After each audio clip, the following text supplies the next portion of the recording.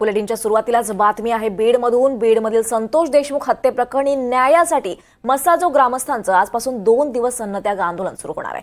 सकाळी 10 वाजल्यापासून या आंदोलनाला सुरुवात होणार आहे। ग्रामस्थांच्या अन्नत्याग आंदोलनाला पाठिंबा देण्यासाठी मनोज जरांगे पाटील हे सुद्धा मस्साजोगमधील आंदोलनाला दुपारी 12 वाजता भेट देणार आहेत। येत्या 28 तारखेला मोठा गौप्यस्फोट करणार असल्याची माहिती धनंजय देशमुखांनी दिली आहे। दरम्यान देशमुख नेमका काय गौप्यस्फोट करणार याकडे आता सगळ्यांचं लक्ष लागलंय। तर आजपासून मस्साजोगमधील ग्रामस्थ हे 2 दिवसीय अन्नत्याग आंदोलन करणार आहेत। यावर अधिक माहिती घेऊयात। आपल्यासोबत आपले प्रतिनिधी स्वानंद पाटील आहेत। स्वानंद, आज मस्साजोगमधील ग्रामस्थांचं आंदोलन होत आहे, नेमकं साधारण किती वाजता हे आंदोलन सुरू होईल आणि कोण कोण या आंदोलनात सहभागी होणार आहे? दीपाली, आपण बघितलं तर गेल्या 15 दिवसापासून जे आहेत ते मस्साजोग ग्रामस्थ हे आक्रमक आहेत। त्यांनी प्रामुख्याने 9 मागण्या ज्या प्रशासनासमोर ठेवल्या होत्या, त्यामधली एक प्रामुख्याने मागणी असेल कृष्णा आंधळेला तात्काळ अटक करावी। 75 दिवस उलटले आहेत त्या प्रकरणाला, मात्र कृष्णा आंधळे अद्यापही फरार आहे। त्याचबरोबर धनंजय देशमुख यांनी म्हणल्याप्रमाणे जे या प्रकरणात बी टीम काम करते, या बी टीमला देखील सहआरोपी करावं।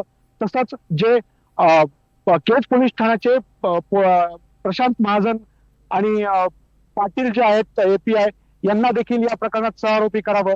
यासह ज्या अनेक मागण्या आहेत, या संदर्भात या गावकऱ्यांनी आणि ज्या या शिष्टमंडळांनी भेट घेतली होती, तसंच धनंजय देशमुखांनी काल एसपींची, त्यानंतर त्यांचं त्या ठिकाणी समाधान झालेलं दिसून आलं नाही। त्याच अनुषंगाने रात्री एक बैठक घेण्यात आली आणि हे बैठकीनंतर रात्री 9च्या सुमारास असं ठरवण्यात आलं की उद्याचं जे म्हणजे आज जे होणारं आंदोलन आहे, हे आंदोलन अन्नत्याग आंदोलन केलं जाईल आणि हे आंदोलन 10 वाजल्यापासून ग्रामस्थ आणि देशमुख कुटुंबीय करणार आहेत।